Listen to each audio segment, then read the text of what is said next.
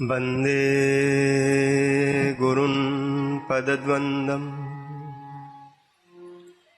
भक्तवृन्दसमन्वितम् श्रीचैतन्यप्रभुं वन्दे नित्यानन्दसहोदितम् श्रीनन्दनन्दनं वन्दे राधिका चरणद्वयम् गोपीजनसमायुक्तं वृन्दावनमनोहरम् नवजलधरवर्णं चम्पकोद्भासिकर्णं विकसन्नलीननास्यं विस्फुरन्मन्दहास्यम् कनकरुचिदुकूलं चारुवरहावचूलम् कमपि निखिलसारं नौमि गोपीकुमारम् नारायणं नमस्कृत्य नरं चैव नरोत्तमं देवीं सरस्वतीं व्यासं ततो जयमुदीरये। श्रीकृष्ण चैतन्य प्रभु नित्यानंद श्री अद्वैत गदाधर श्रीवासादि गौर भक्तवृंद। हरे कृष्णा कृष्ण कृष्ण हरे हरे, हरे राम राम राम हरे हरे। सर्वाग्रे मध्य गुरुपाद पद्म नितल परिष्टोम विष्णुपाद अष्टोत्तर सत श्री श्री भक्ति जीवन जनार्दन गोसाई महाराज नितला परिष्टोम विष्णुपाद अष्टोत्तर भक्ति वेदांत नारायण गोसाई महाराज नितला परिष्टोम विष्णुपाद अष्टोत्तर भक्ति प्रमोद पुरी गोसाई महाराज तथा समस्त रूपानुगुरु वर्गों के चरणों में अनंत कोटि दंडवत प्रणाम करते हुए अहैत की कृपा की प्रार्थना। उपस्थित समस्त वैष्णव जन मातृजन सभी के प्रति यथा जोग दंडवत अभिवादन। आगे सुखदेव जी ने वर्णाश्रम धर्मों का निरूपण किया। ब्राह्मण क्षत्रिय वैश्य शूद्र और ब्रह्मचारी गृहस्थ वानप्रस्थ और सन्यासियों का जो धर्म है, कुछ नियम है जो सब पर समान रूप से लागू होता है। झूठ न बोलना, कपट न करना, नियम और मर्यादा में रहना समस्त आश्रमों का धर्म है। भजन करना सभी का धर्म है, चाहे कोई भी हो, ब्राह्मण हो, वैश्य हो, शूद्र हो, सब में सबको भक्ति का अधिकार। सब अपने अपने वर्णाश्रम के नियमों में रह करके भगवान का भजन करते हुए परम सिद्धि को पा सकते हैं। ये सबकी विवेचना हुई। आगे सुखदेव गोस्वामी ने मनमंत्रों की कथा सुनाई। इसमें कई युग बीत जाते हैं। एक मनमंत्र में 71 चतुर्युग का जब शेष होता है तो उसे एक मनमंत्र कहा जाता है। और प्रत्येक मनमंत्र में भगवान अलग अलग रूप धारण करके भक्तों के ऊपर अनुग्रह करते हैं। कभी हरि रूप से ग्राह का वध करते हुए गजेंद्र को उद्धार करते हैं, कभी वामन रूप से बलि महाराज को छलते हैं। परीक्षित महाराज जी वो लोग कथा जरा सुनाइए, कि भगवान ने वामन का रूप कैसे धारण किया था। बोले कथा तो बड़ी है। एक समय दुर्वासा मुनि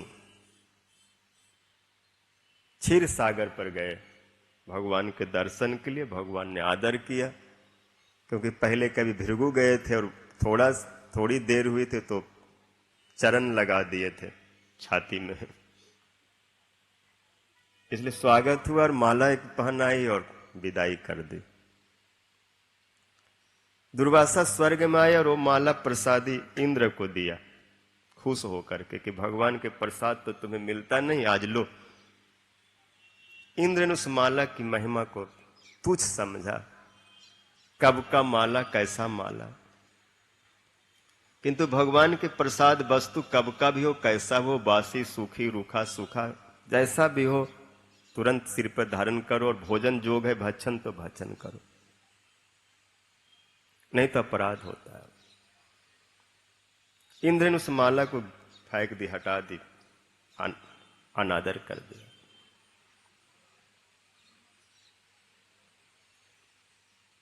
दुर्वासा जी कहते, इंद्र तुम्हारे पास वैभव है, सारे वरुण, कुबेर, ये सब देवता तुम्हारी जय जयकार करते हैं, इसलिए तू अहंकारी हो गया और भगवान के साथ भी तू प्रतियोगिता करने लग गया। जिसका दिया हुआ टुकड़े पर तू पलता है उसी पर तू आग दिखाने लगा, उनका अनादर करने लगा। इसलिए मैं श्राप देता हूं, क्योंकि प्रभु का अवहेलना है। अगर अब तुम्हें मैं नियम में नहीं रखा तो मर्यादा नष्ट हो जाएगी। इसलिए जिस श्री के मद में तूने भगवत प्रसाद का अनादर किया, मैं श्राप देता हूं कि तू श्री रहित हो जा। बस फिर तू दोबारा ऐसा भूल नहीं करेगा। होता है जीव, जब व्यक्ति को पास कुछ आ जाता है तो मद हो जाता है। मद तो बड़े बड़े ऋषि मुनियों में होता है, जो साधारण विषयी है उनको तो कहना क्या, उनके तो समझ ही नहीं होती।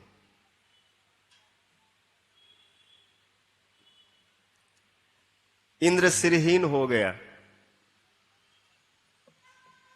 सब स्वर्ग से खाली, इंद्र कमजोर पड़ गया और दैत्यों ने स्वर्ग पर अपना आधिपत्य प्राप्त कर ली। ब्रह्मा जी के पास गए, देवता रोने लगे। ब्रह्मा जी बोले, मैं क्या करूं, तुम लोगों का अपराध मेरे प्रति नहीं, भगवान के प्रति है। इसलिए अपना कल्याण चाहते हो तो प्रभु के शरण में चलो और उनसे क्षमा मांगे। खूब रोए, गिड़गिड़ाए और बोले, प्रभु हमारा खोया राज को लौटवा दो। भगवान बोले कि मैं इस समय कुछ कर नहीं सकता, तुम्हारे अपराध के कारण राज आज परम भागवत दैत्य राज बलि महाराज के हाथ में चला गया। और बलि के साथ लड़ना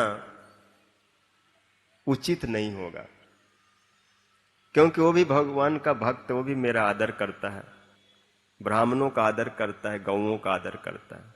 यद्यपि असुर कुल में जन्मा है लेकिन भक्ति से परिपूर्ण है। और जो भक्तिमान होते हैं उनको भगवान मारते नहीं। हां, एक उपाय है, तुम दोनों मिलकर के एक काम करो। इस समय बुद्धि से काम लो, और कुछ राजनीति का पाठ भी भगवान ने पढ़ा दिया। यद्यपि भक्ति में सब नहीं होता, लेकिन व्यापार में, व्यवहार में चलाना पड़ता। बोले, आप लोग दैत्यों से मित्रता करो, समुद्र का मंथन करो। इंद्र बोला, ऐसा कैसे हो सकता है? बोला, जैसे सांप ने चूहे से मित्रता की और पेटारी से बाहर आकर के जैसे चूहे को बाद में नाश्ता कर लिया, ऐसा करो।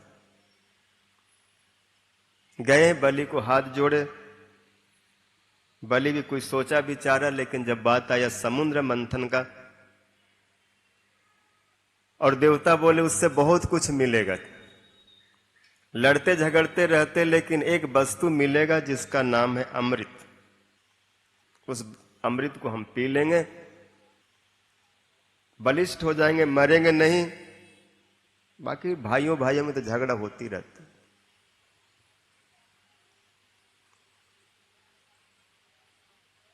भगवान के उपदेशानुसार मंदराचल को उठाया गया, लेकिन ये लोग उठा नहीं पाए। मंदराचल झुकने लगा, दो चार तो दब गए। भगवान स्वयं उठा करके गरुड़ पर रखे, समुद्र पर भेज दिए। बासुकी को बोले कि आप रस्सी का काम करिए। गरुड़ को बोले अब निश्चित रहिए, अमृत निकलेगा तो आपको भी कुछ प्रतिशत मिल जाएगा। बासुकी को भी बोले आपको भी अमृत पिलाया जाएगा। इसलिए अमृत पीने के लिए सभी लोग खूब जी जोर से परिश्रम कर गए। लेकिन जैसे मंदराचल को रखा गया समुद्र पर, वो नीचे डूबने लगा। तो भगवान ने कच्छप का रूप बनाया और अपने पीठ पर मंदराचल को धारण कर लिया। जैसे समुद्र मंथन हुआ, अद्भुत शोभा हुई। पृष्ठे भ्रामद मंद मंदर गिरि गर्वाग्र कंडुनानाल निंद्रालो कमठा कृत भगवत श्वासा नीला पांतुबा जत संस्कार कलानु बर्तन बसाद बेलानी भेनाम बसा जाता जात मतंद्रितम जल निधिर नाद्यापि विश्राम।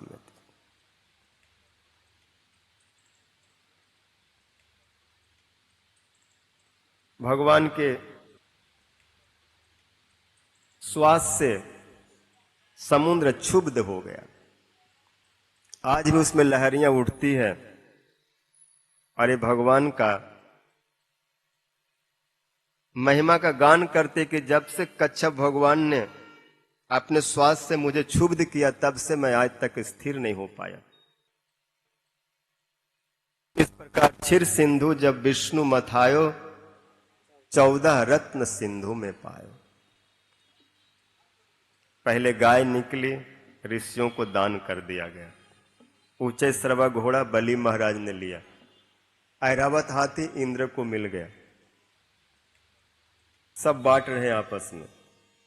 भगवान बोले मेहनत मैं कर रहा हूं और बंटवारा ये लोग कर रहे हैं, और बांटने में इतना लगे कि भगवान को ध्यान ही नहीं दे रहे। बोला भाई ऐसा चुपचाप रहा तो कुछ हाथ नहीं लगेगा। तो कौस्तुभ मणि आया, भगवान ने हाथ लगाया और अपने कब्जे में। देवता दैत्य कुछ नहीं बोले, बोले इनसे बिगाड़ना मतलब अमृत नहीं मिलेगा। ऐसे बहुत कुछ प्राप्त हुआ। लक्ष्मी जी प्रकट हुई हैं, भगवान को वरण किया। वारुणी निकला, दैत्यों ने ले लिया। और जैसे धन्वंतरी भगवान कलश लेके प्रकट हुए हैं, देवता और दैत्य, विशेष करके दैत्य लोग था मंथानी छोड़ करके कलश पर झपट पड़े। और एक बलवान दैत्य ने भगवान से कलश ले ली, छुड़ा लिया। उसने लिया, पीना चाहता था, दूसरा ने पैर मार दिया। तू नहीं पिएगा, पहले मेरे को पहले पीने दो, बाद में तू पी लेना। तीसरा था, उससे छीन लिया। अब पीना तो भूल गए, आपस में भयंकर कलह होने लगा। और कलह इस बात का कि सबसे पहले कौन पिएगा। और सब दैत्य कहते अहम पूर्वम न त्वंग इति प्रभु। पहले मैं पीऊंगा, पहले मैं, तू बाद में पी लेना। क्योंकि जब बात उठेगी कि अमृत सबसे पहले कौन पिया था, तो मेरा नाम आना चाहिए। ये भगवान की माया। देवता तो उदास हो गए कि कुछ हाथ नहीं लगा। भगवान बोले शांत रहो। मैं व्यवस्था करता हूं। भगवान गए अपने श्रृंगार गृह में लक्ष्मी जी के, और एक सुंदर साड़ी को धारण करके ऐसा मोहिनी का रूप बनाए, और जहां पर दैत्य लोग कलह कर रहे थे उस रास्ते से गुजरने लगे, हंसते मुस्कुराते इतलाते इतराते। दैत्य लोग तो अमृत पीना भूल गए, कलश को रख करके दोनों हाथों से और वर्णन करने लगे, अहो श्रियंग अहो धाम अहो अस्य नवम भया। इसका सौंदर्य माधुर्य और नवीन अवस्था देखो, चाल देखो ढाल देखो, ऐसे कहने लगे। और भगवान हंसते हंसते दैत्यों के मन को हरण कर लिए।